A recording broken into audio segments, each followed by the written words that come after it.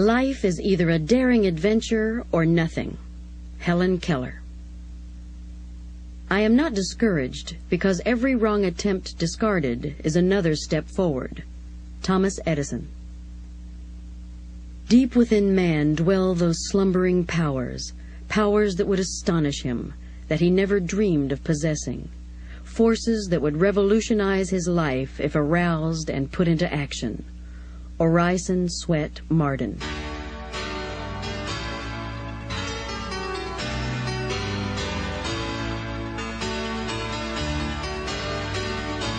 Hi, this is Anthony Robbins. I want to take a moment before we get started just to thank you for the privilege and the opportunity to share with you the strategies and techniques that have positively shaped my life. I really respect you as the kind of person who really wants to change the quality of your life, and you're committed to do something about it. I really believe that we all have dreams.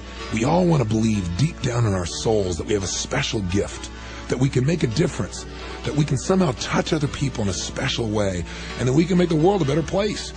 I think at one time in our lives, we all had a vision for the quality of life that we desire and that we deserve. Yet for most people, those dreams have become so shrouded in the frustrations and the routines of daily life that they no longer even make an effort to accomplish them.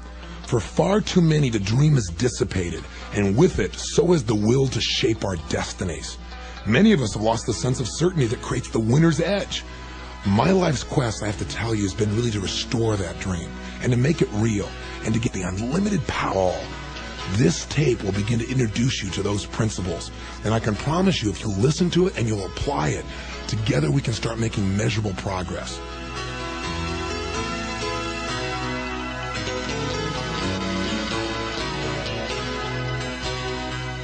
Welcome to Awaken the Giant Within with Anthony Robbins. You're about to learn techniques that can help you create, live, and enjoy the life you've always dreamed of. In this program, you're going to learn a series of simple and specific strategies for addressing the cause of any challenge in your life and changing it with the least amount of effort. You're going to learn how to destroy the blocks and break down the walls that have been holding you back. You're going to learn the incredible power of decisions, belief systems, and associations, and how you can begin to use these powers to get what you really want, starting right now. Most of all, you'll learn what Anthony Robbins has taught thousands of people who've used these techniques to awaken the giant within, that you have the power to understand how your mind, your body, and your emotions work, and because of this, you can control your own destiny. Know who you are, know what you want, and know how to get it, starting now. I know I'll never forget the day that it really hit me that I was truly living my dream. I was flying my jet helicopter from a business meeting in Los Angeles, traveling to Orange County on the way to one of my seminars. And as I flew over the city of Glendale, California, I suddenly recognized a large building. And I stopped the helicopter and hovered above it, which is kind of a fun thing to do in a helicopter you can't do in a plane. And as I looked down, I realized this is the building that I'd worked in as a janitor a mere 12 years ago. In those days, I've been concerned about whether my 1960 Volkswagen would hang together for the 30-minute trip to work. My life had been focused on how am I going to survive. I felt alone and I felt fearful. But that day, as I hovered there in the sky, I thought, what a difference a decade can make. I did have a dream back then, but at the time it seemed like it would never be realized. Today, though, I've really come to believe that all my past failures, all my frustrations were actually just laying the foundation for the understandings that have created the new level of living I now enjoy. As I continued my flight south along the coastal route, I spotted dolphins playing with the surfers in the waves below. It's a special sight that my wife Becky and I treasure as one of life's special gifts. Finally, we reached Irvine, California, and as I began to look below, I was a little disturbed when I saw that the off-ramp to my seminar was jammed with bumper-to-bumper traffic for more than a mile. I thought to myself, boy, I hope, whatever else is going on tonight gets started soon so that the people coming to my seminar can arrive on time. But as I started to descend down to the helipad, I began to see a brand new picture. Thousands of people being held back by security just where I was about to land. Suddenly, I began to grasp the reality. The traffic jam had been caused by people coming to my event. Although we'd expected only 2,000 people, I was facing a crowd over 7,000 and in an auditorium that would only hold 5,000. When I walked into the arena from the landing pad, I was surrounded by hundreds of people who wanted to give me a hug or tell me how my work had positively impacted their lives. The stories they shared with me were absolutely incredible. I was so touched by the emotions in the room that I got choked up. And after I was introduced, at first I couldn't even speak. And as I looked out on the audience, I saw 5,000 smiling, cheering, loving faces. And in that moment, I realized I am living my dream. What a feeling to know that beyond a shadow of a doubt, I have information and strategies and philosophies and skills that could truly assist any one of these people in empowering themselves to make the changes they desire most. You know, a flood of images and emotions started to flow over me. I began to remember an experience I had only a few years before, sitting there in my 400 square foot bachelor apartment in Venice, California, all alone and crying. I remember listening to the lyrics of a Neil Diamond song. I am, I said, to no one there, and no one heard it all, not even the chair. I am, I cried, I am, said I, and I am lost, and I can't even say why, leaving me lonely still. I remember feeling like my life didn't even matter, as if the events of the world were controlling me. I also remember the moment my life changed, the moment I finally said, I've had it.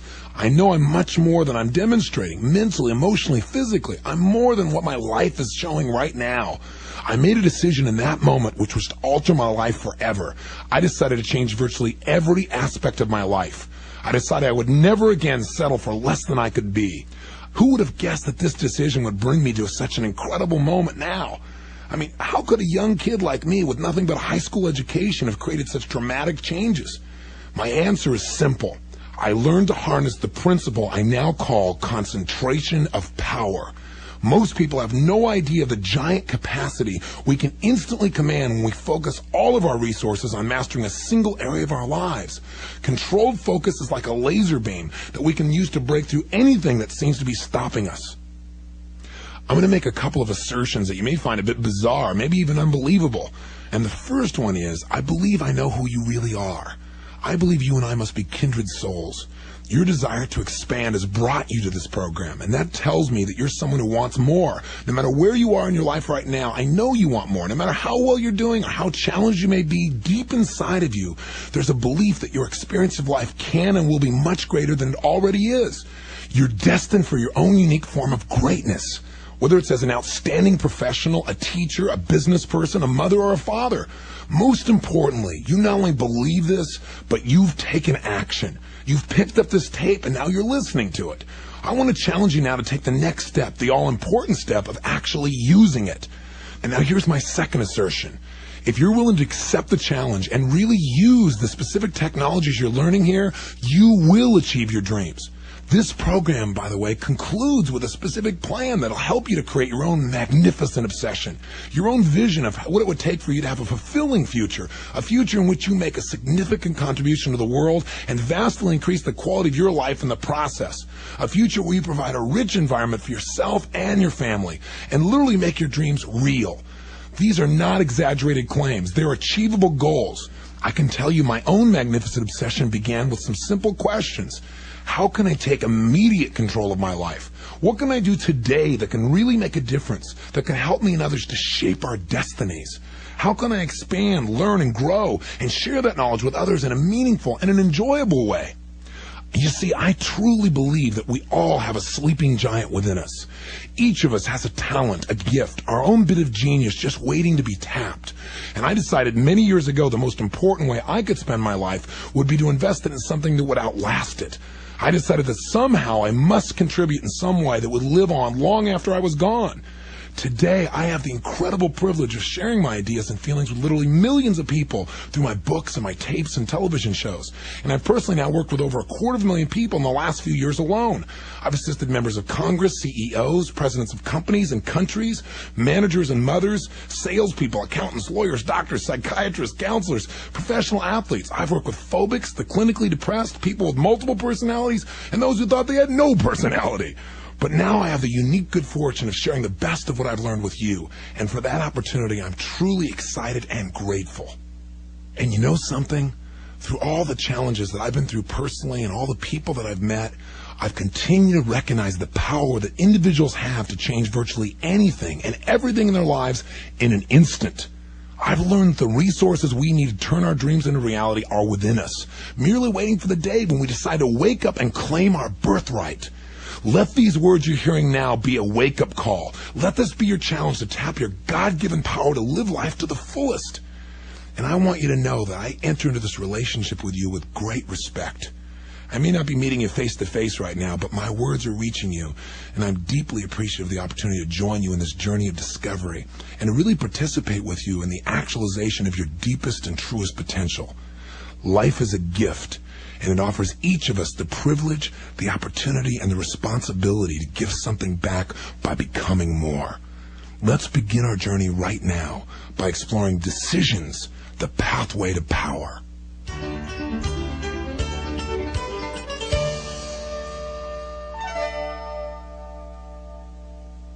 Man is born to live and not to prepare to live. Boris Pasternak. Man is not the creature of circumstances. Circumstances are the creatures of men. Benjamin Disraeli. It is in your moments of decision that your destiny is shaped. Anthony Robbins. In my first book, Unlimited Power, I made it abundantly clear that the most powerful way to shape our lives is to get ourselves to take action. The difference in the results that people produce comes down to what they've done differently from others in the same situation. Different actions produce different results. Why? Because any action is a cause set in motion, and its effect builds on past effects to move us in a definitive direction. And of course, every direction leads to an ultimate destination, or what we call our destiny. So if we want to really direct our lives, we must first take control of our consistent actions. It's not what we do once in a while that shapes our lives, but what we do consistently. So here's the key, the most important question. What precedes all our actions? What determines what actions we take, and therefore who we become and what our ultimate destination is in life? What is the father of all action? The answer to all these questions is one word: decisions. Everything that happens in your life, both what you're thrilled with and what you're challenged by, began with a decision. I truly believe that it's in your moments of decision that your destiny is shaped. The decisions that you're making right now, as you listen to me, the ones you're making every day, will shape how you feel not only today, but how you're going to feel in the weeks, the months, and the years to come. See, it's true that you and I both know that there are people who are born with advantages. I don't deny that. People have had genetic advantages, environmental advantages, family advantages, or relationship advantages. Yet you and I also know that we constantly meet, read, and hear about people who, against all odds, have exploded beyond the limitations of their conditions by making new decisions about what to do with their lives. They've become living examples of the unlimited power of the human spirit. You see, if we decide to, you and I can make our lives one of those inspiring examples. How? Simply by making decisions today about how we're going to live in the years to come. The fact is, if you don't make decisions about how you're going to live, then you've already made a decision, haven't you? You've made a decision to be directed by the environment instead of shaping your own destiny. My whole life changed in one day, the day that I determined not just what I'd like to have in my life or what I wanted to become, but when I decided who and what I was committed to having and being in my life. That's a simple distinction, but it's a critical one. See, I decided I was committed to certain courses of action. When I made that commitment to those decisions, they became real and powerful. If I'd merely decided that I'd like to make a difference in the world or I'd like to create a better life for myself, then I'd simply been stating a preference. That's like saying I'm interested in making more money as long as I don't have to do anything. That's not power. That's a weak prayer, and it's made without even the faith to launch it. For your decisions to really make a difference in your life, it's absolutely imperative to decide what results you're committed to. And it's equally critical to decide what kind of person you're committed to becoming. So you have to set standards for what you consider to be acceptable behavior for yourself. And you got to decide what should you expect from those you care about. If you don't set a baseline standard for what you'll accept in your life, then you'll find it's all too easy to slip into behaviors and attitudes or even a quality of life that's far below what you deserve. You need to set and live by these standards no matter what happens.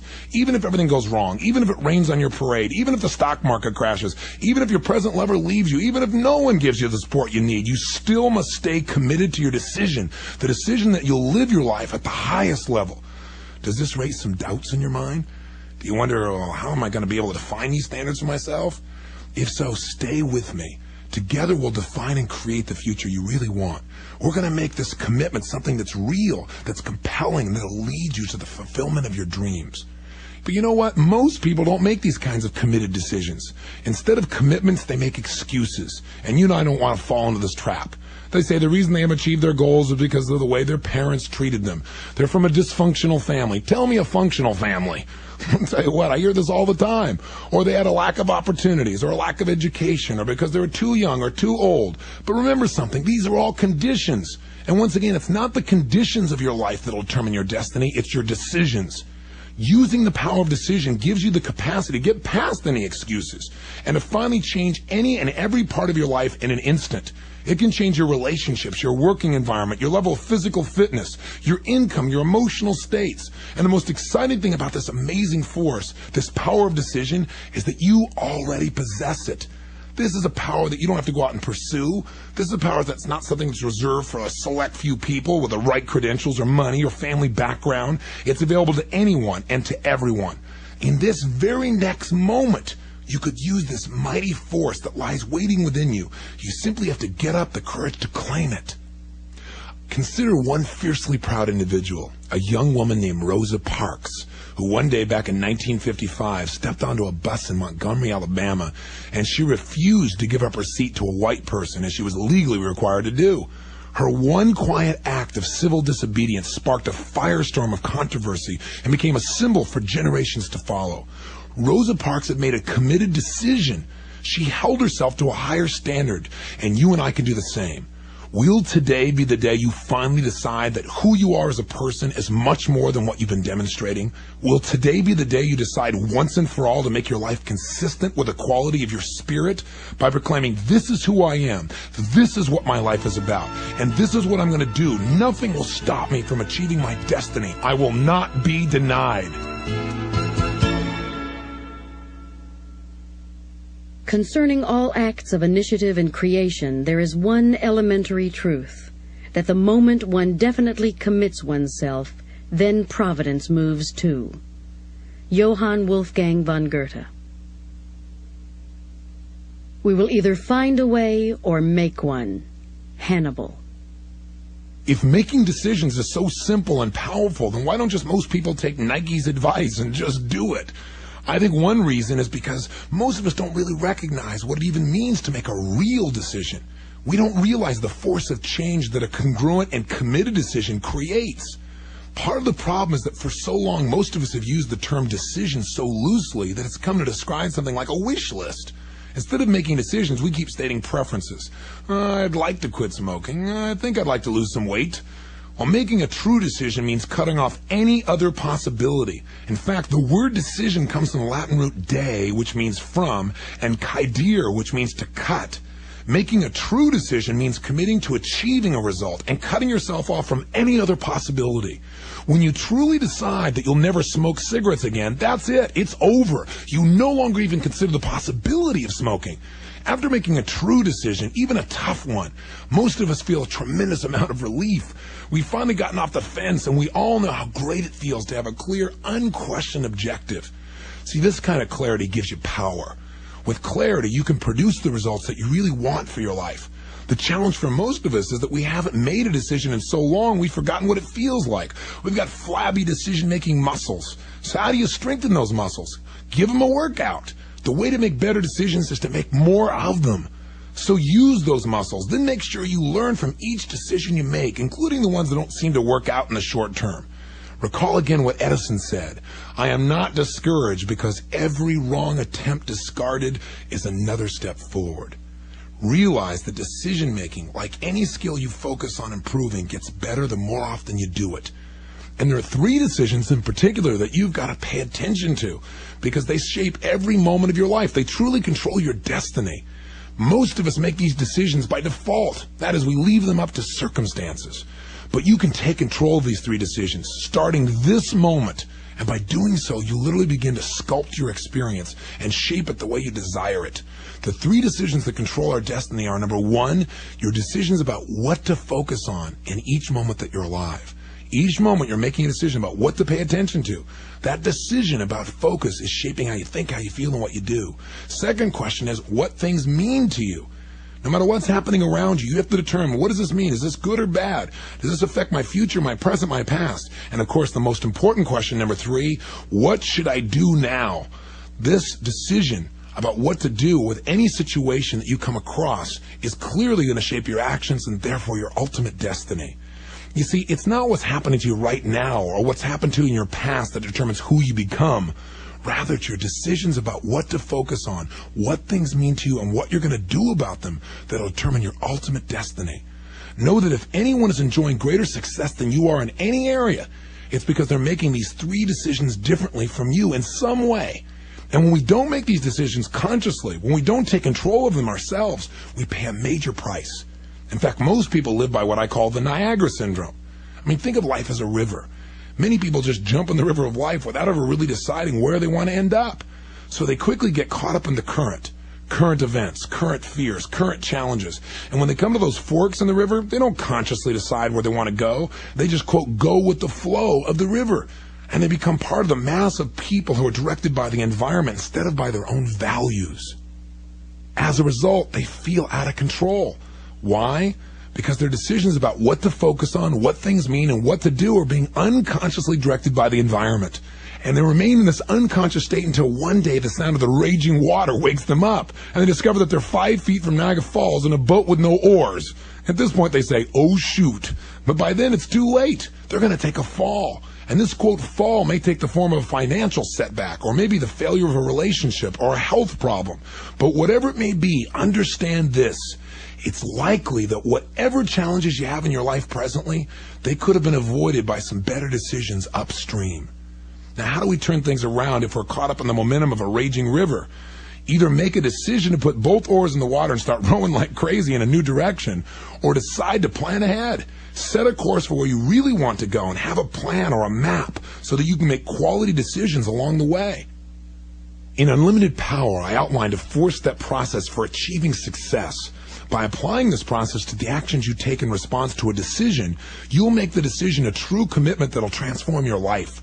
The 4 steps are very simple. They are: 1, clearly decide what you want. What is it that you're absolutely committed to achieving? 2, take action. Take massive action to make it happen. 3, notice what's working and what's not working. And finally, 4, when things aren't working, change your approach continually until it does work and you achieve what you truly want. I call these 4 steps the ultimate success formula. This formula is both a prescription for and a description of success. It's a prescription because by following it with truly committed decisions, you can achieve success in virtually any endeavor. And it's a description because it describes the path to success. You see, anyone can succeed on a large scale if they've taken these 4 steps. Like all companies, no matter how large, Honda Corporation began with one man making a decision and following his passionate desire until he produced the result. In 1938, while he was still in school, Mr. Honda took everything he owned and he invested it in a little workshop where he began to develop his concept of a special piston ring.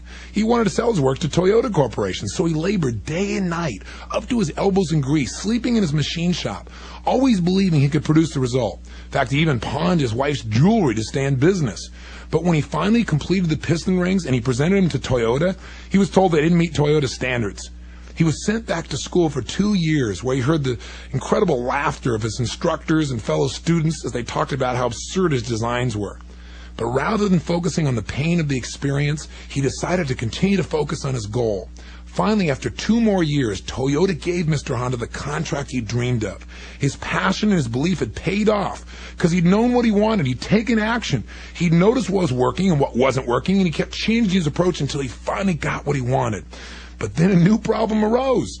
The Japanese government was gearing up for war, and they refused to give him the concrete that was necessary to build his factory. Did he quit here? Of course not. Did he focus on how unfair this was? No, that wouldn't have made it better. Did it mean to him that his dream had died? Absolutely not. Again, he decided to utilize the experience and develop another strategy. He and his team invented a process for creating their own concrete, and then they built their own factory. During the war, the factory was bombed twice. Even after going through all of this, it destroyed major portions of his manufacturing facility. What was Honda's response? He immediately rallied his teams, brought them outside, and got them to pick up the extra gasoline cans that the U.S. fighters had discarded. He called them, quote, gifts from President Truman, because they provided him with the raw materials he needed for his manufacturing process, materials that were unavailable at that time in Japan. Finally, after surviving all this, an earthquake leveled his factory. I mean, Honda finally had to sell his piston operation to Toyota. Now, here's a man who clearly made strong decisions to succeed, just like we talk about. He had a passion and a belief in what he was doing. He had a great strategy. He took massive action. He kept changing his approach, but still, he'd not produced the results that he was committed to. Yet, you know what? Anyone else would have quit, but not Honda. He persevered. After the war, a tremendous gasoline shortage hit Japan, and Honda couldn't even drive his car to get food for his family. So finally, in desperation, he attached a small motor to his bicycle. He had a way to get around. Well, the next thing he knew, his neighbors were asking him if they'd make one of those, quote, motorized bikes, end quote, for them. One after another, they jumped on the bandwagon until he ran out of motors. He decided to build a plant that could manufacture motors for his new invention, but unfortunately, he didn't have enough capital. As before, he made the decision to find a way no matter what. His solution was to appeal to the 18,000 bicycle shop owners in Japan by writing them each a personal letter. He told them how they could play a role in revitalizing Japan through the mobility that his invention could provide, and he convinced 5,000 of them to advance the capital he needed. Still, his motorbike sold to only the most hardcore bicycle fans because it was too big and bulky. So he made one final adjustment. He created a much lighter, scaled-down version of his motorbike, which he christened the Super Cub, and it became a, quote, overnight success, earning him the Emperor's Award. Later, he began to export his motorbikes to the baby boomers of Europe and the United States, and then he followed up in the 70s with the cars that have now become so popular. Today, Honda Corporation employs more than 100,000 people, both in the United States and Japan, and it's considered one of the biggest car-making empires in Japan, outselling all but Toyota in the United States. It succeeds because one man understood the power of a truly committed decision that is acted upon no matter what the conditions on a continuous basis. So to sum it up, let me give you 6 quick keys to help you harness the power of decision, the power that shapes your experience of life every moment that you live it. First, remember the true power of making decisions. It's a tool, and you can use it in any moment to change your entire life. The minute you make a new decision, you set in motion a new cause-effect direction and destination for your life. Remember also that a real decision is measured by the fact that you've taken new action. If there's no new action, you haven't really decided. Second, realize the hardest step in achieving anything is making a true commitment, a true decision. Carrying out your commitments is often much easier than making the decision that leads to them. So make your decisions intelligently, but make them quickly. Don't labor forever over the decision of how or if you can do something. Just decide. Again, you know you've made a true decision when action flows from it. It becomes a cause set in motion. A critical rule that I've made for myself is to never leave the scene of a decision without first taking a specific action toward its realization. Third, make decisions often. The more decisions you make, the better you're going to get. Muscles get stronger with use, and so do your decision-making muscles. Unleash your power right now by making some decisions you've been putting off. You won't believe the energy and excitement it'll create in your life. And before you even go into your step 4, you may want to stop this tape right now and make a decision, one that could move you in a new direction. Here's step 4. Learn from your decisions. There are going to be times when you screw up, no matter what you do. And when that inevitable happens, instead of beating yourself into the ground, learn something. Ask yourself, what's good about this? Instead of focusing on the short-term setback, choose instead to learn the lessons that can save you time, money, or pain, and that'll give you the ability to succeed in the future. Step 5, stay committed to your decisions, but stay flexible in your approach. Now, that may sound like a paradox, but it's not. Once you've decided who you want to be as a person, for example, don't get stuck on the means to achieving it. It's the result you're after. Too often, in deciding what they want for their lives, people pick the best way they know at the time. But then they don't stay open to alternate routes. Don't become rigid in your approach. Cultivate the art of flexibility. 6th, enjoy making decisions. In any moment, a decision you make can change the course of your life forever. The very next person you stand behind in line or sit next to on an airplane, the very next phone call you make, the next movie you see, or book you read, or maybe even the tape you listen to. That could be the one, the single thing that causes the floodgates to open and all the things that you've been waiting for suddenly fall into place. Remember, a truly committed decision is the force that changes your life. Once you've absorbed that truth, when you decide that your life will ultimately be shaped by your decisions, then in that moment, your life will change forever. In that moment, you'll be empowered to take control of the force that shapes your life.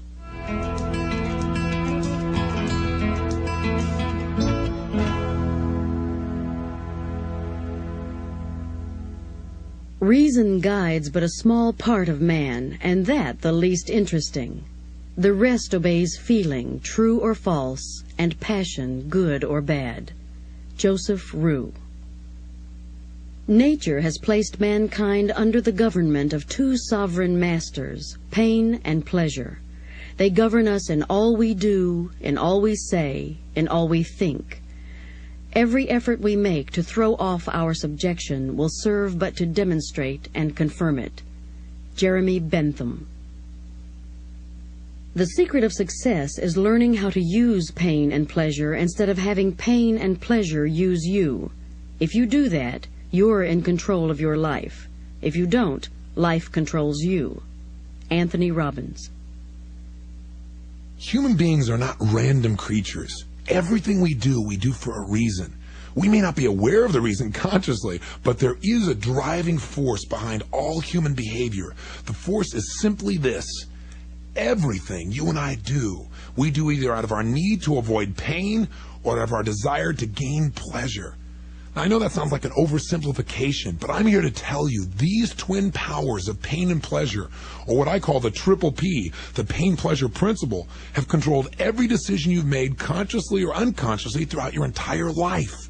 The pain-pleasure principle is the force that drives your decisions about what to wear, where you go, how you get there, what to do for a living, who you're in a relationship with, whether you're fit or fat. It also prevents most people from taking the first step on the pathway of possibilities, the one that could enrich the quality of their lives immediately. For example, have you ever procrastinated? Of course you have. What is procrastination? It's what happens when you know you should do something, but you don't. Now, why don't you take that action? Simply because you link more pain to taking action than you do to putting it off. Procrastination means putting off the pain, and that's why you do it. But haven't you had a time in your life when you procrastinated so long that eventually one day it reversed on you, and you had to stop procrastinating in a moment? Maybe around April 14th, for example. What happened on that day? You simply changed what you linked pain to. All of a sudden, your brain began to link up that not taking action will be much more painful than just getting your taxes done. This doesn't happen only in the realm of taxes, though, does it? I mean, if you've been in a destructive relationship and finally made the decision to use your personal power and take action and change your life, it's probably because you hit a level of pain you weren't willing to settle for anymore. You finally decided that not only was this relationship painful today, but it had been painful in the past, and most importantly, you became certain it would be painful in the future. You see, when we link pain to the past, the present, and the future, we hit a threshold that can quickly propel us to take action and make immediate changes. The problem is that most of us decide what to do based on what's going to create pain or pleasure in the short term instead of the long term. Why is this a problem? Well, because in order to succeed, most of the things that we value most require us to be able to break through the wall of short-term pain in order to have the long-term pleasure in the first place. This is a critical point, especially when you combine it with the fact that it's not actual pain that drives us, but really our fear that something will lead to pain. And it's not actual pleasure that drives us either, but our belief, our sense of certainty, that is, that somehow taking a certain action is going to lead to something that we really want, some real pleasurable emotion. In other words, we're not driven by reality, but by our perceptions of reality. Realize right now that the fear of pain wears many guises. It may look like fear of failure, or fear of success, or fear of the unknown, or fear that people will judge us. But no matter what you call it, you can always trace your behavior and whether or not you take action to the singular cause of what you link pain and pleasure to. If you're failing to take action in any area of your life, you can be assured there's one reason. You've learned to associate more pain to taking action than not taking action. And therefore, there's only one way to make a change. Change what you link pain and pleasure to.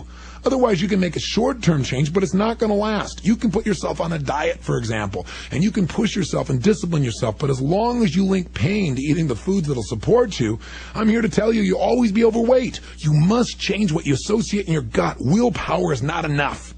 Now, another term for these pain-pleasure linkages I use, I call neuroassociations. Simply, this means the associations that you and I establish within our nervous system that determines what we'll do. And the good news is this: we can learn to condition our minds, bodies, and emotions to link pain or pleasure to whatever we choose. That's the secret to changing your whole life, all your behaviors, all your actions, and your results. By changing what we link pain and pleasure to, we can instantly change our behavior. Let me offer you an example of how I did this with myself. In my own life, in spite of my parents' best efforts, there were times when my family didn't always have enough money even to buy the foods that we all wanted most. So when I became an adult and started earning a substantial income, I found myself overeating on a regular basis, especially those foods I always wanted. And eventually I achieved balance, but only after gaining and then having to lose 38 pounds. Recently, I realized I linked pain to not eating everything on my plate. I mean, if it was on my plate, I had to eat it. I was compelled. And I realized I needed to change this disempowering association because recently I'd gotten larger plates and I was eating more and more food. I clearly needed to condition my mind and emotions to link pain to overeating and pleasure to the idea of eating lighter foods and smaller amounts. Most importantly, I needed to link pleasure to the first step to losing weight. And I want to reinforce that. Most of us give ourselves pain when we screw up, but we don't give ourselves pleasure when we want to move ahead. See, I began to link pleasure to pushing the plate away while there was still food on it. This went totally against my past conditioning. You know, you need to eat everything you've got while it's there. I was able to change this simply by conditioning myself. I began to push the plate away while I cranked up my favorite music, working myself into a peak state and feeling the sensations of pleasure as I pushed the plate away again and again. I repeated this process over and over until pretty soon it felt great to push away my plate and the food was still on it. You can't imagine what a freeing experience this was for me. So what's the first step to creating a change? The first step is simply becoming aware of the power that pain and pleasure, or neuroassociations, exert over every decision, therefore every action that we take. This awareness means understanding these linkages, the linkages between ideas and words and images and sounds and the sensations of pain and pleasure. They're happening constantly. Unless you and I take conscious control of this constant stream of linkages that our brains are making, then they're going to happen unconsciously, automatically. Your brain, with or without your conscious guidance, continually processes what your senses are perceiving, and it forms an intricate network of gut-level linkages between ideas, images, sounds, events, feelings, and your memory of what leads to pain and what leads to pleasure. Anytime you experience a significant amount of pain or pleasure, either emotionally or physically, your brain immediately searches for a cause. And once your brain discovers this cause-effect relationship, it links up that association in your nervous system so that in the future you won't have to experience the pain again. It becomes a warning signal that you're able to search for whenever you enter a situation like this. It also guides you in knowing what to do to get back into pleasurable emotional states and do it more quickly than if you didn't have this system. This is our most basic survival instinct at work. Now, problems can arise, though, when we make false connections. Envision a baby crawling along the edge of a couch. If he reaches the edge, is it possible that he'll continue to crawl until he falls? Absolutely. Why? Because the baby has no associations in his nervous system linking going over the edge to pain. And if the poor baby does fall, he may not link up the pain of falling with coming to the edge of the couch, at least not initially. He may simply decide that couches cause pain, so he may avoid couches altogether until he makes the proper distinction. The problem of making false connections, of course, is not limited to toddlers. Grown-ups do it too. I once knew a woman who was a very successful artist who hadn't had a relationship with a man for 12 years. Now, this woman had once been extremely passionate about everything she did, and it's what made her such a great artist. But you know what happened? Because she'd been so passionate in that relationship that bottomed out 12 years before, she asked herself what was the cause of the pain, and her brain linked up that her passion had destroyed the relationship. So she decided never to get passionate in a relationship again. This is what we call a false neuroassociation. She had determined a false cause. The real culprit was that she and her partner had different values. They had different rules. Yet you can understand that because she linked pain to her passion, she started avoiding it unconsciously at all costs. but then she began to feel pain because she missed the passion. This is a perfect example of the strange ways in which we all sometimes wire ourselves, and you and I must understand these distinctions so we don't fall prey as well. The danger is that we often set up false neuroassociations that exert a negative control over our entire lives. If an inexperienced person makes his first attempt at speaking in public and he doesn't do very well, he may establish a neuroassociation that links public speaking with pain. Later, he'll use this same experience to back up the idea of never getting up before an audience again. False neuroassociations can be incredibly destructive then. That's why it's so critical to evaluate any associations we have in our mind and see, are they really true? Or did we link up a false cause? We've got to evaluate linkages before they become a part of our unconscious decision-making process. So often we blame the wrong cause and thereby close ourselves off from possible solutions. Nevertheless, the instinct to create neuroassociations, that is, to link pain and pleasure to things and to map it out in our brains, has been shaped by millions of years of evolution. Our nervous systems have been designed to guide our decision-making process by developing a set of signals to teach our brains what to approach and what to avoid, especially what to avoid, since that plays a bigger role in your survival. Now, I'm not suggesting that you and I are totally controlled by our environment, or that we are purely conditioned products of whatever we've been punished or rewarded for. Of course not. I'm not a believer in the behavioral hypothesis that says we are purely the result of our conditioning. But, and this is a big but, if we don't take control of that conditioning, I believe that these principles take over by default. The power that we have as human beings is such a unique gift in that we have the ability to override our experiences and consciously decide what will mean pain and what will mean pleasure. Anyone who succeeds in life has learned to override their conditioning. One decision that I made in my own life that's really shaped my destiny was that of linking incredible pleasure to learning.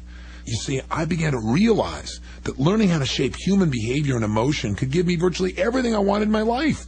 I realized it could get me out of pain and into pleasure in a moment. That learning could unlock the secrets behind actions and therefore give me the key to producing results. And through that, I knew I could create a better life physically, that I'd be able to connect more deeply with the people I cared about, that I could get myself to take the kinds of actions that would make a difference in millions of people's lives and give me a sense of joy and fulfillment every day that I was alive. What are some of the experiences of pain and pleasure that have shaped your life? I mean, think about it for a moment. And I'm here to tell you that any part of your life that you want to change but haven't been able to, maybe a drug addiction, an alcohol addiction, challenges in relationships, challenges in business, no matter what the challenge may be, it can be traced directly and ultimately to your neuroassociations of pain and pleasure. If you've been unable to create change in your life, it's because you link too much pain to taking the very actions that could create the change.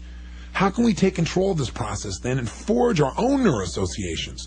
Start by becoming aware of when they're formed and control your focus in those moments. Let's say, for example, you leave for home after a frustrating day at work. When you get home, your spouse greets you at the door and tries to cheer you up, but it doesn't work. Why? Because you're so angry. You're angry about what's happened at work and you're still steamed. You're seeing your spouse's face while you're in this angry state. Pretty soon, when you see their face, guess what you're going to feel? Angry. You have created an instant false neuroassociation. If you realize this, you can begin to interrupt this negative association before it takes hold. And the first step is to wake up and realize these associations are being made constantly. Remember, anytime you're in a peak state, whether it be positive or negative, be careful of what you focus on consistently while you're in that state, because whatever you notice while you're in that state will get linked neurologically. Next, begin to question your false neuroassociations. Winston Churchill once said, "Truth is incontrovertible. Malice may attack it. Ignorance may deride it. But in the end, there it is." Churchill was right.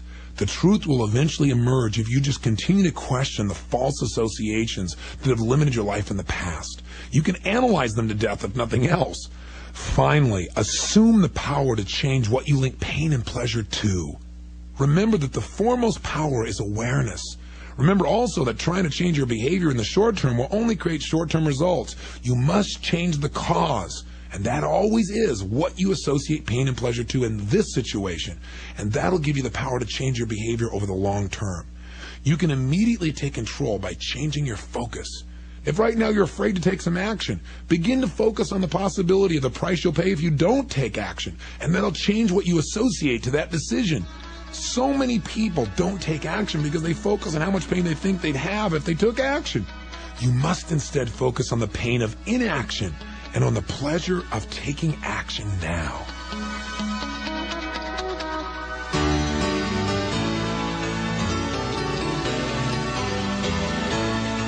This is the end of Side 1. On Side 2, Anthony Robbins will examine belief systems, the source of your power to create and destroy. Then, he'll introduce you to the science of neuro-associative conditioning, a step-by-step strategy for creating real and lasting change in your life. And finally, he'll help you create your own magnificent obsession, your compelling vision of the future.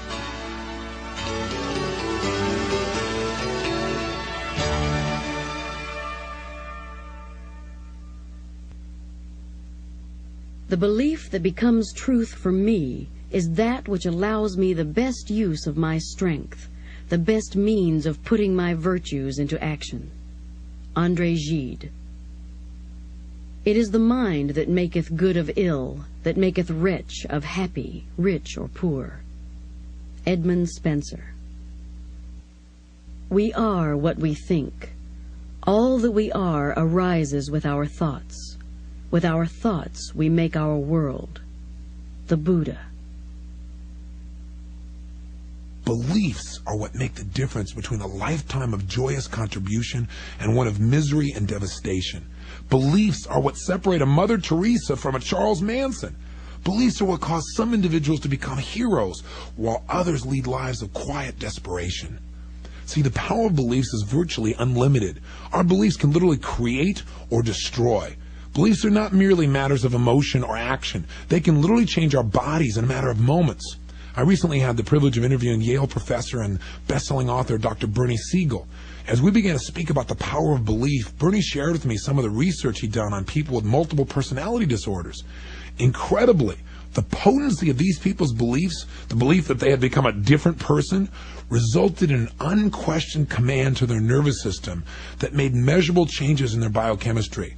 Their bodies would literally transform before the researchers' eyes in a moment's notice. Patients' eye color actually changed as their personalities changed, literally from brown to blue. Physical markings on their bodies disappeared and reappeared. Even diseases such as diabetes or high blood pressure would come and go depending on the person's belief as to which personality they were truly manifesting. So what exactly is a belief? This thing that's so powerful. Basically, it's simply a feeling of certainty about what something means. It's a feeling that's supported by what we call references, by life experiences that hold that belief up. Think of an idea as a tabletop with no legs. There's nothing to support it. It's not solid. It becomes a belief the day you put legs underneath that tabletop. Now it's supported. Now it's solid. Now you feel certain. If you have a belief, for example, that you're sexy, that belief is supported by the events in your life. Your mate tells you that you're a terrific lover. You look good in your jeans. You work out every day. You keep your body in great shape, and you drive a hot car. You can develop a belief about anything as long as you find enough, quote, legs, in other words, enough references to support it. If you see yourself as a failure, for example, as someone who doesn't have the luck or the connections or the willpower of those who succeed, then that belief will govern your actions, and you'll most certainly mold exactly the life you predict for yourself. But if you honestly believe in your own capabilities, your capabilities to learn, to change, to adapt, to expand, to achieve personal breakthroughs, then your possibilities in life are literally unlimited. And you know what? You'll find references to back this up, to make yourself feel even more certain. And all personal breakthroughs, we must remember, begin with a change in our beliefs. How do we change our beliefs, though? The most effective way begins with understanding the pain-pleasure principle. Get your brain to associate enough massive pain to your old belief, and I promise you it'll change in a heartbeat. You've got to feel deep in your gut that not only has this belief cost you pain in the past, but it's costing you pain in the present, and ultimately it can take away everything you desire from your future. Then you need to associate tremendous pleasure to the idea of adopting a new empowering belief. Another important element in changing a disempowering belief is to create doubt. See, if you're really honest with yourself, aren't there some beliefs that you used to defend heart and soul years ago that today you'd almost be embarrassed to admit you even had? What happened to those beliefs? Something caused you to begin to doubt them. Maybe you had a new experience. Maybe something that ran counter to the experience that had propped up that old belief. Maybe, for example, you met some Russians and found out they were people just like you. They weren't part of some evil empire. Or maybe you discovered that if you relaxed and you really let yourself enjoy it, you really could look pretty good on the dance floor. In any case, something happened that planted a seed of doubt in your old limiting belief. Your mind began to re-examine or question your belief. And that's the key to beginning to break up your old limiting beliefs. If you question anything enough, eventually you'll begin to doubt it. This is a tremendously effective strategy for shedding disempowering beliefs. I mean, haven't you done this with yourself? Aren't there areas in your life where you've doubted yourself? How did you do it? You asked yourself lousy questions like, well, what if I screw up? What if I don't follow through? What if I forget what I'm supposed to do? And as you ask these questions, you begin to doubt yourself. Why not use this force for good and use it to destroy the limiting beliefs in your life? And as you question an old belief, begin to build up evidence to support your new beliefs, one that'll empower you. Give it legs. If you build up a belief enough, it'll become something even stronger. It becomes a conviction. A conviction now is a belief that is reinforced by even more powerful references. It's an irresistible force for change. For example, let's say you've decided never to eat meat again. To strengthen your resolve, talk to people who've chosen a vegetarian or vegan lifestyle. What reasons prompted them to change their diet? And what have been the consequences on their health and other areas of their life? What benefits have they received? In addition, begin to study the physiological impact that animal protein has upon our bodies. The more references you develop, the more emotional these references are, the stronger your conviction will become. It becomes a conviction if you decide to go to a slaughterhouse and watch what's being destroyed in front of your very eyes and what you're going to eat. I can promise you then it'll go from a belief that you shouldn't do this into a conviction that says, I couldn't consume this ever again. Third, find a triggering event that'll push you over the edge and make it a conviction. Or else create one of your own, just as I've described. For example, if you want to develop a conviction never to abuse drugs, make the painful consequences of drug abuse real to yourself. Watch some films, or better yet, visit a shelter and see firsthand how drug use devastates people's lives. If you vowed to give up smoking, visit the intensive care wing of a hospital and see the emphysema patients confined to oxygen tents, or look at an x-ray of a smoker's black lungs. These kinds of experiences have the power to push you over the edge and establish true conviction. Finally, take action. Each action you take strengthens your commitment and raises the level of your emotional intensity and conviction. So begin today to develop a habit of focusing on the consequences of your beliefs. This, more than anything else, began to change my life. Become conscious. Wake up to their impact. Are they strengthening your foundation by moving you to action in the direction you desire, or are they holding you back? Right now, take 5 minutes on a piece of paper and brainstorm every belief you can think of that empowers you. Write them all down. Then take an equal amount of time and write down all the disempowering beliefs that you can think of that have limited you in your past. Stop this tape right now and do this. Too often in life we listen to a tape or we read a book and we don't really use what we're reading. Please take a moment and do this now. Stop the tape now. Welcome back. Now you did the exercise, didn't you? I'm assuming you really followed through. If you didn't, stop this tape now and go back and do this. This is my poor impression of Sam Kinison. I'm going to come get you unless you make a change. Back to our story. As you review your beliefs now, knowing you've done this, what have you learned? Now, circle 3 of the empowering beliefs, the most empowering beliefs on your list, and ask yourself a couple questions. How does this belief really empower me? How does it strengthen my life? Once you've done this, by being aware of these beliefs, I can promise you, you'll use them more. Now do the opposite.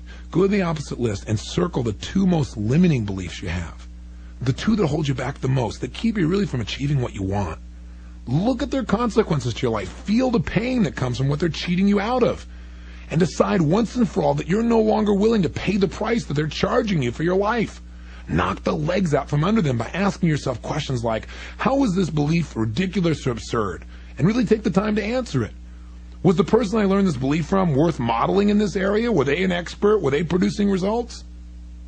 Ask yourself, what will it ultimately cost me emotionally if I don't let go of this belief?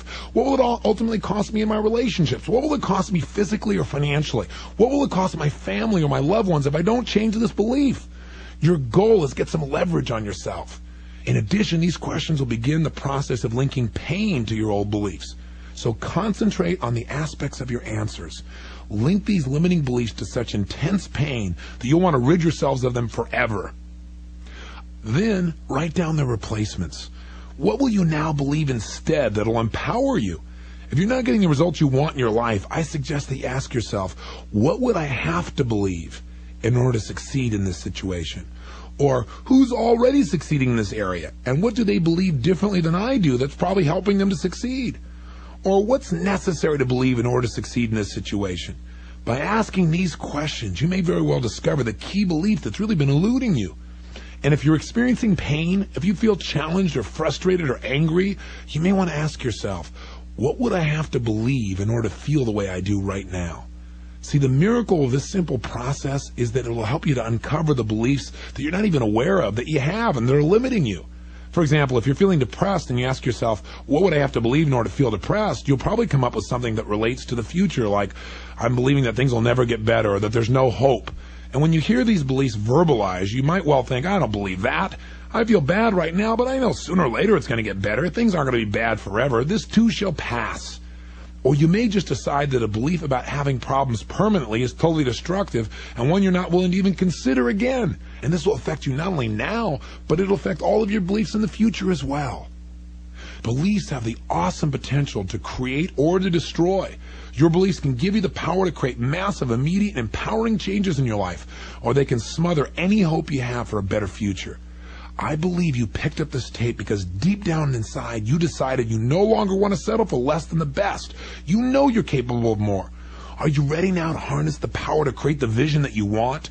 Then simply learn to choose the beliefs that empower you, to create convictions that drive you in the direction, the destiny that calls to the highest that's within you. There is absolutely no reason to settle for anything less.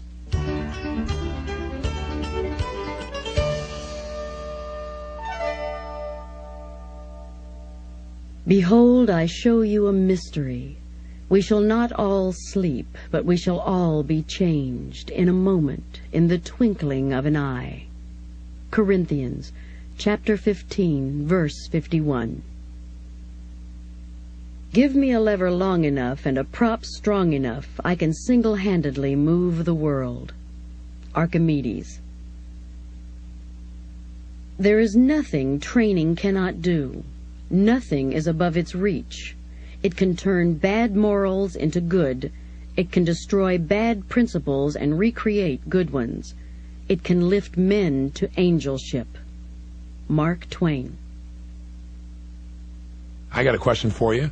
How many psychiatrists does it take to change a light bulb? The answer is simple, only one. But it's very expensive, it takes a long time, and the light bulb has to want to change.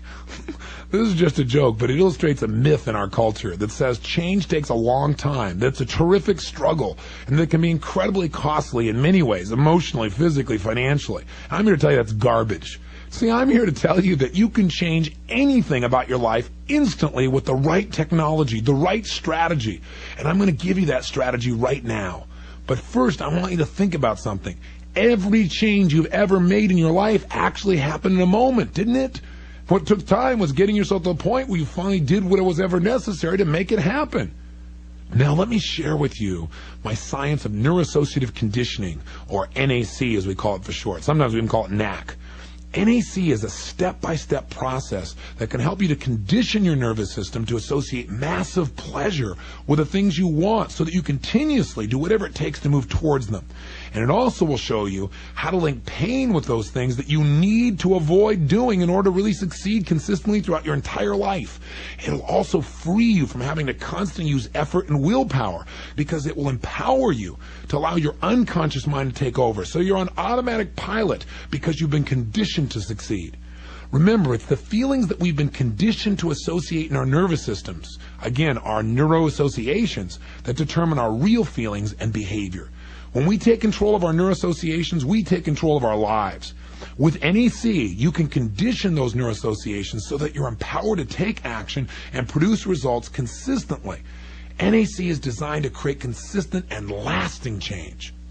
What are the two changes that everyone wants in their life? Isn't it true that we all want to change either how we feel about things or our behaviors? I mean, if you've been through a tragedy, you've lost a loved one, you've been raped, you're lacking self-esteem, you'll remain in pain until the sensations you link to yourself or to those events or to those situations are changed. That is until you change how you feel about them. See, if you overeat, if you drink too much, if you smoke or take drugs, then you have a set of behaviors that must change. The only way this can happen is by linking pain to those old behaviors and pleasure to the new ones. Well, there I go again. I've said it again. I know it sounds so simple, but what I've really found is that in order for us to be able to create true change that lasts, we need to develop a specific system for utilizing any kind of technique that we might learn to create change. And you know what? There are many. Every day I'm picking up new skills and new technologies from a variety of sciences, but I always come back to the same 6 fundamental steps that the science of NAC, neuroassociative conditioning, puts forth. I created NAC as a way to use any technology for change. Anything you've ever learned, you'll be able to apply within this system. So what NAC really provides is a specific syntax. That is an order and sequence of ways of using anything you've learned to create long-term, effective, and constant change. And by the way, the word syntax sometimes hooks people. Syntax can be used in the form of language. If I say to you, the dog bit Johnny, or Johnny bit the dog, I use the same exact tools, same words, but I change the order and sequence or the syntax, and it's a very different experience, especially if you're Johnny. Now, to make syntax most effective, there are 2 shifts in beliefs that you may have to make within yourself. The first belief we must have if we're going to create change quickly is that we can change right now. Now, there is a challenge, and that is our cultural programming teaches us that changing significant problems quickly, well, that's impossible. That to change quickly means we never even have the problem at all. But in fact, it's not change itself that takes time. Remember, it's getting ready to change that takes time. The change itself occurs in an instant. Why not make that instant right now? See, it's up to you and I to get ourselves ready to change, and we can do it immediately. We don't have to wait. And the second belief that you and I must have if we're going to really create long-term change is that we're responsible for our own change, not anyone else. We've got to see ourselves as the source and the agent of change. If we don't, we'll always be looking for someone else to make the change for us, and we'll always have someone else to blame when it doesn't work out. Now, with these 2 beliefs in mind, I'm now going to give you the 6 master steps to change that are the basis of NAC, neuroassociative conditioning. These 6 steps will show you how to create a direct highway out of pain and into pleasure with no disempowering detours. I challenge you to choose something you really want to change in your life right now, so that as we go through these steps, you can take action and follow through with each of the steps. So you can really produce actions and results because you've listened to them. So let's begin. Here are the 6 master steps of NAC. Step 1 is simply this. Decide, what do you really want, and what's preventing you from having it now? See, when I do private counseling with people, I often ask people what they really want out of their life, or they're telling me a problem, I ask them what they want instead. And an amazing number of these people will spend 15 minutes telling me what they don't want. See, remember, you get whatever you focus on in life. If you keep focusing on what you don't want, you'll just get more of it.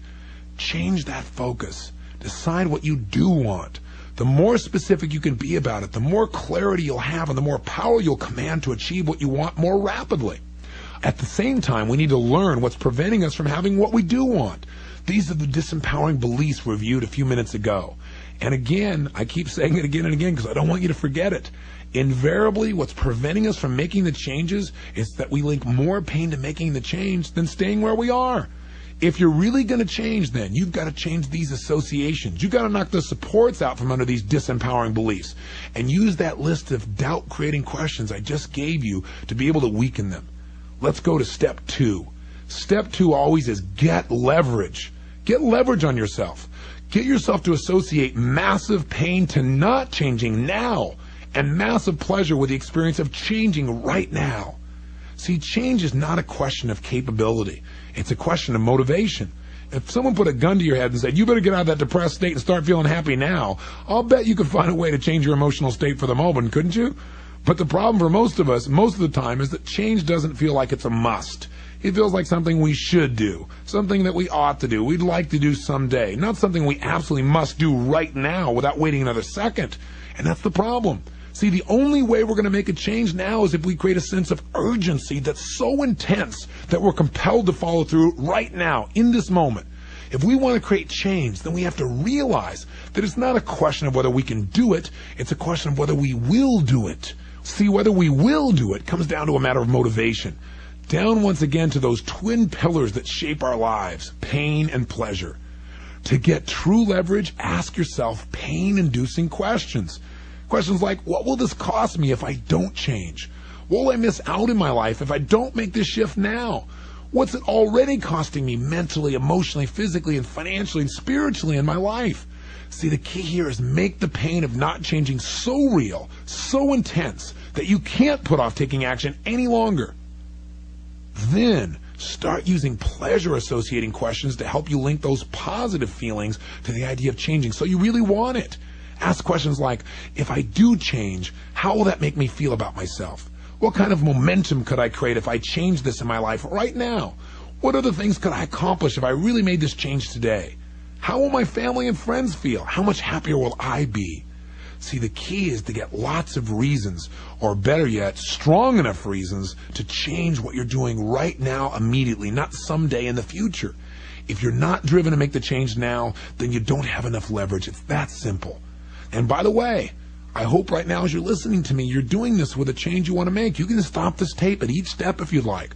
Have you decided what you really want to change? What do you really want in your life? Have you figured out what's been preventing you? And have you made it painful enough you must change and pleasurable enough that you must change because you want to? If so, then let's move on to the next step. Because now what you've done so far is you've linked pain in your nervous system to not changing and pleasure to making the change. So now you're ready for the third step. Step 3 is interrupt the limiting pattern. See, in order to get new results in our lives, it's not enough to just know what we want and get leverage on ourselves. You see, we can be highly motivated to change, but if we keep doing the same things, running the same inappropriate, disempowering patterns, our lives are not going to change, and all we're going to experience is more pain, more frustration. One of the best ways to interrupt your own pattern, or somebody else's for that matter, is to do something that a person doesn't expect. Things that are radically different than they've experienced before, or do this to yourself.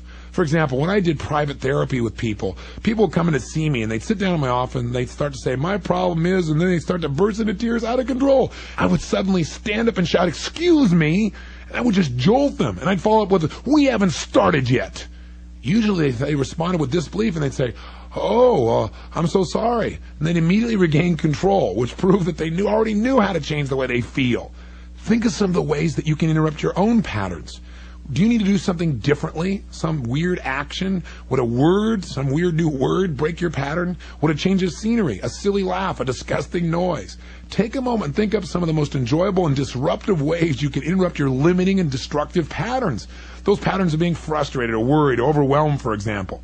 See, next time you start to feel depressed, jump up, look at the sky, and yell in your most idiotic tone of voice, hallelujah, my feet don't stink today. See, a stupid, silly move like this will definitely shift your attention, change your state, and it'll definitely change the states of anyone around you. They'll realize that you're no longer depressed, you're just crazy. Another way to break patterns is by scrambling the sensations that we link to our memories. For example, if your boss yells at you and you mentally rerun the experience the rest of the day, picturing him or her yelling at you over and over again, then you're going to feel progressively worse. So why let the experience continue to affect you? Try this. See that same situation in your mind that was bothering you so much. Picture it as if it was a movie. Don't feel upset about it. Just watch it one time, seeing everything that happened. Then take that movie and turn it into a cartoon. Sit up in your chair with a big silly grin on your face, breathe deeply, and run the image backwards as fast as you can so that everything happens in reverse. If the scene is your boss yelling, watch him swallow his words, for example. Then run through the cartoon forward again in fast motion. Change the colors of the images so everybody's face is rainbow colored. Grow big Mickey Mouse ears on your boss's head and a big long Pinocchio nose. Do this at least a dozen times back and forth, sideways, scrambling the image in your mind. Create some goofy music to go along with it. The speed of this whole process is also real important. You want to create impact on yourself. A lot of crazy, intense humor that'll break your pattern of negative, disempowering emotions. Why don't you stop right now and try this? Again, close your eyes, see something that's bothering you, run it backwards as fast as you can. Change the images, change the colors, change the sounds. Now, if you do this back and forth several dozen times, or at least a dozen times, you'll discover that if you've done it effectively, you've easily broken the pattern so that now when you try and think of that situation, it's virtually impossible to get back those negative feelings. It's the equivalent of taking a record and taking a needle and scratching across it back and forth, back and forth. It'll never play the same way again. Now, this technique works with things that have been bothering you for years. It sounds so ridiculous, but test it and you'll see it does, in fact, produce results. It's often a much more effective approach than trying to analyze the whys and the wherefores of a situation. Because after all, that doesn't change the sensations that you link about something in your body. The reason this scrambling technique works is that all of our feelings are based on the images that we focus on in our minds and the sensations we link to those images and sounds. As we change the images, we change how we feel. Conditioning this again and again makes it increasingly difficult to get back into that old pattern. Now, once you've broken that pattern that's been holding you back, you'll have the open space for the next step. Step 4, create a new empowering alternative. This 4th step is absolutely critical to establishing a long-term change, not a short-term change. In fact, the failure by most people to find an alternative way of getting out of pain and into the feelings of pleasure is probably the major reason why most people's changes are only temporary. Many people get to the point where they have to change, where change is a must, because they link so much pain to the old pattern, they link so much pleasure to the idea of changing. They even interrupt their old pattern. But after that, they have nothing to replace the old pattern. Remember, all of your neurological patterns are designed to help you to get out of pain and into pleasure. So once you quit smoking, for example, you need to come up with a new way, preferably a lot of new ways to relax or to manage your stress or to provide whatever benefits you used to get when you smoked. See, if your old behavior was excessive worry, what new behavior can you replace it with? How about massive action and a plan you have for meeting your ultimate goals? Or maybe you can replace depression with a focus on how to help others who are in need. And this may help you. If you're not sure how to get yourself out of pain and to feel pleasure as the replacement for your old smoking, drinking, worrying, or whatever undesirable emotion or behavior was, you can find the answer by modeling people who've turned things around for themselves.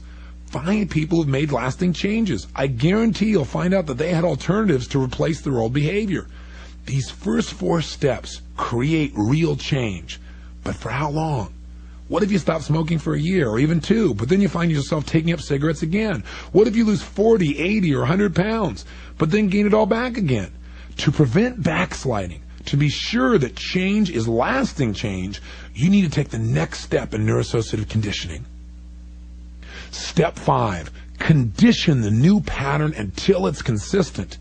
See, conditioning is the way to make sure that a change you create lasts long term.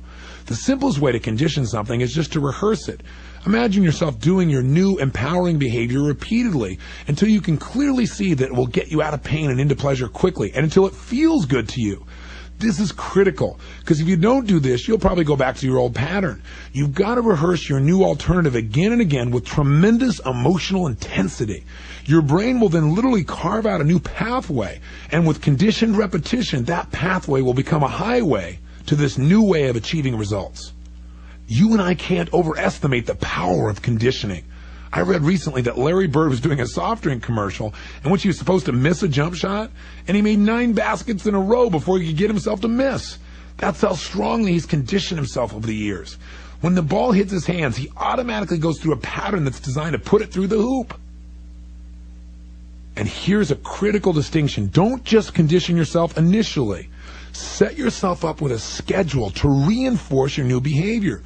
What can you give yourself, for example, for succeeding? Don't wait until you've gone a month or a year without smoking. When you've gone a day, give yourself a reward. Link pleasure to this new behavior so it stays reinforced and it becomes consistent. Don't wait until you've lost 80 pounds. Don't even wait until you've lost a pound. The minute you push the plate away with food still on it, give yourself a pat on the back. Do something that'll make yourself feel good for this action. See, the key here is to set up a series of short-term goals or milestones, and as you reach each one, immediately reward yourself. Don't wait. Make these rewards immediate. It's very important to link the sensations of pleasure with a pattern that you want and that's occurring currently. Remember that you're not making an intellectual connection. You're making an emotional one, a neurological one. You want to give your brain new associations on a very basic instinctual level. You want your nervous system to link great pleasure to this new change. Once you've accomplished these 5 steps, you've created a new pattern. The final step is to make sure it works. Step 6, test the new pattern for ecology and effectiveness. Your new pattern, this new approach to creating change, will need to fit into a variety of environments. The question you got to start to ask yourself is, does it really work in your business relationships? If you make this change, will that negatively affect your business, or will it continue to be strong? How does it affect your personal life? Does it really accomplish what you wanted originally when you were looking to make the change? Remember that as destructive as they may have been, your old behaviors were providing you with some sort of positive impact. Otherwise, you wouldn't have been doing them. You see, your new behavior has to preserve those benefits and maybe even improve on them. Maybe the benefit was the ability to get pleasure, or the ability to produce a result, or the ability to communicate your needs, or to know that people really cared about you. And now you need to make certain your new pattern achieves these same goals, but does so in a more empowering way than crying or feeling sorry for yourself or being depressed, for example. So first, make sure that your new behavior fits into your core beliefs and values. Make sure it's in alignment with who you believe you are. Second, test to make sure these new strategies are firmly installed and working in concert. Run what I call an ecology check on your pattern. You can do it with 5 simple questions. 1, make certain that pain is fully associated with the old pattern. Ask yourself, when I think of the old behavior I used to do or the old feelings I used to indulge in, do I picture and feel things that are painful now instead of pleasurable? Do I see that as something that's unacceptable? If so, you're on the right first track. 2, notice and make certain that you've linked pleasure to the new pattern. Ask yourself, when I think about my new behavior or these new feelings that I focus on, do I picture and feel things that are pleasurable to me now instead of painful? Then step 3 of your ecology checks, make sure that you have aligned the new pattern with your values, beliefs, and rules. Ask yourself, is this new behavior or this new feeling that I'm going to consistently use, is it consistent with my values? Is it consistent with my beliefs about how I need to be as a person? Checkpoint 4. Make sure the benefits of the old pattern have been maintained. Again, ask yourself, will this new behavior or this new feeling that I'm using still allow me to get the original benefits, the original pleasure that I got from my old pattern? And finally, checkpoint 5. Make sure that the change will be long-term and that your conditioning has been effective. Imagine the thing that would have triggered you to adopt the old pattern, to feel bad, to overreact, or to smoke or drink or whatever. And notice now, do you feel certain that you'll use the new pattern instead of the old one? If you do, your ecology check is complete, and you can be certain the pattern will support you from now on. You've now learned techniques for making decisions that will shape your life, for taking control of the belief structure that determines how you feel and act, and for creating real and lasting change. Now, Anthony Robbins will take you on the final leg of this journey, the creation of your future, your magnificent obsession.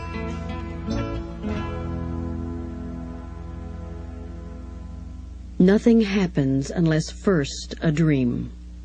Carl Sandburg. We are what and where we are because we have first imagined it. Donald Curtis. There is nothing like a dream to create the future.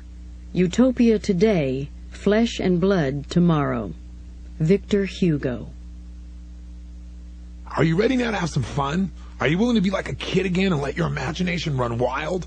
Are you committed to grabbing hold of your life and squeezing from it all the power, passion, and juice you know can be yours? Many people in life know what they should do, but they never do it. The reason is that they're lacking the drive that only a compelling future can provide. This is your opportunity now to let go and dream at the highest level, to brainstorm something that will really push your life to the next level. What we're going to do now is we're going to help you to create the energy and momentum that causes you to want to take action consistently. Often people tell me, well, my problem is that I really don't have any goals. This belief demonstrates their lack of understanding of how goals really work. The human mind is always pursuing something, if nothing more than the ability to reduce or eliminate pain or avoid anything that would lead to it. Our brains also love to guide us in pursuing anything that can lead to pleasure. So we all have goals. The problem, as I've said before in this program, is that we're unconscious in the use of our resources. Most people's goals are to, quote, pay the lousy bills, or to get by, or to survive, or get out of debt, or make it through the day, make the relationship a little better, get a better job. In short, they're caught up in the trap of making a living rather than designing a life. Remember that our goals affect us, whatever they are. If we don't consciously plant the seeds of what we want in the gardens of our minds, we'll end up with weeds. If we want to discover the unlimited possibilities within us, we must find a goal big enough and grand enough to challenge us to push beyond our limits and discover our true potential. Remember that your current conditions do not reflect your ultimate potential, but rather the size and the quality of the goals upon which you're currently focusing. We all must discover or create a magnificent obsession. You might be thinking right now, well, this all sounds so inspirational, but surely setting a goal doesn't make it happen. You know what? I couldn't agree with you more. All goal setting must immediately be followed by the development of a plan and with massive and consistent action towards its fulfillment. You already have this power to act. If you haven't been able to summon it, at least up until now, it's merely because you failed to set goals that inspire you. What's holding you back?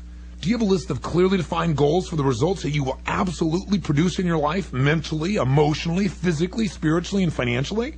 If not, what stopped you?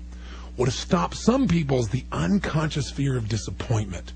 Is that true for you? See, a lot of people have set goals in the past and they failed to achieve them, so they stop setting goals to avoid the pain. Many people give up too soon on their goals because they're not getting the immediate positive feedback they think they need. One of the consistent skills I've seen in champions, people who really achieve their highest desires, is this unbelievable level of persistence. They'll change their approach as many times as necessary, but they won't abandon their ultimate vision. What we're going to do now is take the first step in turning the invisible into the visible, making your dreams a reality. By the time we're finished, you'll have created for yourself an anticipation so great, a future so compelling, that you can't help but take the first steps today. We'll be covering 4 areas. 1, personal development goals. 2, our career, business, and economic goals. 3, our adventure goals. I like to call some of these our toy goals. And 4, our contribution goals. For each of these areas, you'll be doing brainstorming for a set period of time where you'll be writing down everything you can think of. Remember to keep the ideas flowing, keep your pen moving, and don't censor yourself. Let everything, every fantasy come out. Constantly ask yourself, what would I want for my life if I knew I could have it any way I wanted it? What would I go for if I knew I could not fail? And then don't worry about how you're going to accomplish these goals. Do this without questioning or doubting your capabilities. You first have to get the inspiration out, then you find out how to make it work. Finally, don't waste any time getting overly specific. You don't need to put down, I want a split-level house on Nob Hill in San Francisco with all-white contemporary furniture and a Victorian rose garden.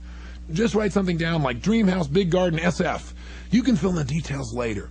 Okay, right now, get some paper and put yourself in a state of mind of absolute faith and total expectation. The expectation that you can create anything you want. Again, imagine you're a kid and it's Christmas Eve. The whole world, anything you can imagine, is yours for the asking.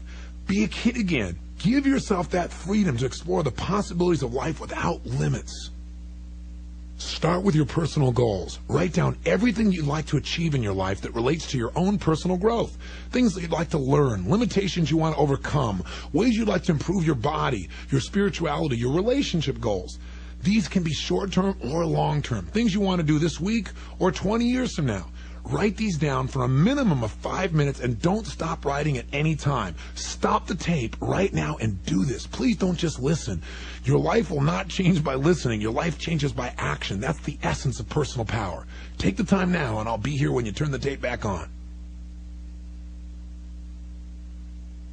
Welcome back. Now that you've done this for at least 5 minutes, take another minute right now and go back and give yourself a timeline for each and every goal. Now again, don't even think about how you're going to do it or how you're going to achieve or create the goal. Just write down when you want to achieve it by or within. Remember, goals are dreams with a deadline. The simple act of deciding when you'll achieve a goal by sets in motion conscious and even unconscious forces to make your goals a reality. So if you're committed to accomplishing a goal within 1 year or less, just write a 1 next to it. If you want to get it done within 3 years, put a 3. If it's 5 years, a 5, 10, a 10, or within 20 years, write a 20. Take a moment and do this now. Finally, choose your single most important 1-year goal in this category, a goal that would give you tremendous excitement if you were to accomplish it in this year. Pick something that will inspire you, get you up early and keep you up late, and give your life more juice. Something that will make you feel like if you accomplished this goal in this year, your life was well invested. Take 2 minutes now to write a paragraph about why you're absolutely committed to achieving this goal within 1 year. Why is this compelling to you? What will you gain by achieving it? What will you miss out on if you don't achieve it? And make sure you notice that these reasons are strong enough to make you actually follow through consistently. If not, either come up with a better goal or some better reasons. Take the time to do this now. Now that you've finished this 3-stage action on your personal development goals, let's go on to the next category, your career, your business, and economic goals. On a new sheet of paper, spend at least 5 minutes writing nonstop about all the things you want to achieve in these areas. How much money do you want to make in a year or in your lifetime? What career goals do you have? What are your investment goals? What are your money management goals? How much do you want to be able to spend on travel and adventure, on your kids' education, on your own toys? What professional breakthroughs would you like to make? What kind of impact do you really want to have? Then take a minute to give a timeline to every goal, just as you did before. Now the third category of your goals, your toys and adventure goals. Once again, on a new sheet of paper, spend at least 5 minutes brainstorming about what you'd like to build or create or purchase. What would be sheer fun and enjoyment for you? Would you like to own a castle, a beach house, a helicopter, a music studio, an art collection, a private zoo, a tree house? Write down places you'd like to go, events you'd like to attend, things you'd like to do, star in a Broadway play, race camels between the pyramids, go one-on-one with Michael Jordan and beat him, sail a yacht around the Greek islands, meditate in a Buddhist monastery, scuba dive in Fiji. Again, let your imagination go free. Give yourself whatever you want in this list. Don't make anything wrong. Then follow up steps 2 and 3. Take 1 minute and put a timeline on each one of these goals, a timeline in which you'll achieve it within, and then pick the number 1-year goal and write a paragraph giving all the compelling, irresistible reasons why you want to achieve this goal within a year. Finally, create your contribution goals. They can be the most inspiring, compelling goals of all, because this is really your opportunity to leave your mark, to create a legacy that makes a true difference in people's lives. Take at least 5 minutes to brainstorm how you want to contribute. Maybe you want to help build a shelter for the homeless, or adopt a child, or read to the blind, or volunteer for the Peace Corps. Help clean up the oceans, eliminate discrimination, develop a car that runs on garbage, or make a device that finds lost contact lenses. I don't know, but come up with something that would inspire you in the area of contribution. And as before, give each goal a timeline, then select your top 1-year goal and write a paragraph in 2 minutes explaining why you are absolutely committed to achieving this goal within the next year. So now that you've completed this, you should have 4 master 1-year goals that absolutely excite and inspire you. They should be based on sound, compelling reasons that will drive you forward. How would you feel if you'd mastered and attained all 4 of these within 1 year? See, I can't stress enough the importance of developing strong enough reasons to achieve these goals. Having a powerful and irresistible why will provide you with the necessary how. And now here is an assignment that can help you to condition these goals until they're absolutely real and compelling and consistently drive you for the whole year. From now on, this is your assignment. At least twice a day, you must rehearse and emotionally enjoy the experience of achieving each one of your most highly valued goals. Now, every time you do this, you need to create more emotional joy as you see, feel, and hear yourself living your dream. This continuous focus will literally create a neural pathway between where you are and where you want to go. Because of this intense conditioning, you'll find yourself feeling a sense of absolute certainty that you'll achieve your desires. And this certainly will translate into a quality of action that ensures your success. I can tell you, I did this with my life. Years ago, when I had no future, no way to turn things around, I set such huge, impossible goals, but I rehearsed them in such detail that I now live them. The home that I now live in, the Del Mar Castle, literally a castle built in 1925, 10,000 square feet overlooking the ocean. I was living in a 400 square foot bachelor apartment. A year later, I lived, and a year and a half after that, I owned that castle. There was no way I could have done it. But I conditioned myself so vividly. I mean, to the point where I even pictured my office in my home. It was a circular office overlooking the ocean. I'd never seen this castle, and it was another part of the country. I want you to know this works, that your absolute confidence in these goals will attract the appropriate coaches and role models, people who can guide you into taking the most effective actions to produce the results you want more quickly. And instead of doing it by the traditional trial and error method, they can help you save time, sometimes decades or more. So don't wait another day. Start this process. Start today. Start right now.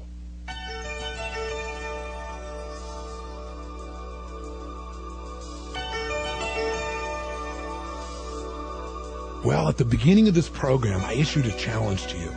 I challenge you to take the skills that you've now learned and use them. I'm repeating that challenge to you now. You've heard my words and you've taken the time to participate in this project with me. Now it's up to you to make it real. Ideas, techniques, skills, these things are only as effective as you make them. And how effective can you really make them? The answer is there are no limits. You can literally change your world if you really are committed to do so. This is your time, your moment, your opportunity to claim your life and make it as you envision it. To make your own dreams come true, your own adventure, your own shining accomplishment real, I challenge you to awaken that giant within you and discover how rich, how truly precious and passionate and fulfilling life can be. I hope someday I have the opportunity to meet you personally and you'll share with me the story of your life's success. Till then, remember to live with passion. You've been listening to Awaken the Giant Within with Anthony Robbins. Awaken the Giant Within was written by Anthony Robbins and adapted for audio by Jesse Boggs. The recording engineer was Barnaby Bristol. The tape editor was Ted Bonnet. Post-production by Paul Fowley. Production assistance by Beth Silverstein. Quotations were read by Stephanie Rich.